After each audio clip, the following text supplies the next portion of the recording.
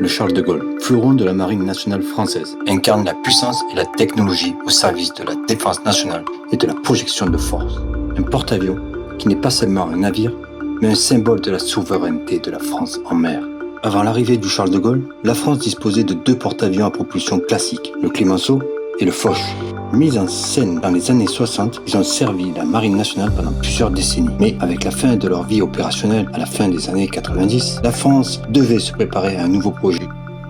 L'idée d'un nouveau porte-avions voit le jour en 1973. La décision officielle de la construire est prise en 1986. Avec le lancement du chantier en 1987 à Brest, le 24 novembre 1987, la première tôle est découpée. Ce n'est qu'en 1994 que le navire prend sa première mise à l'eau. Après plusieurs années d'adaptation et d'essai, le porte-avions est officiellement admis au service actif en mai 2001. Le Charles de Gaulle ne voyage jamais seul. Il est toujours accompagné d'un navire aéronaval.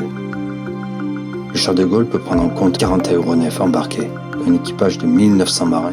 Grâce à sa propulsion nucléaire, il peut parcourir jusqu'à 1000 km par jour. Sa construction a coûté 20 milliards de francs. Le Charles de Gaulle est bien plus qu'un simple porte-avions. Il est un outil stratégique de protection de puissance. Il est conçu pour assurer une couverture aérienne permanente et intervenir dans des théâtres d'opération où la présence aérienne est cruciale.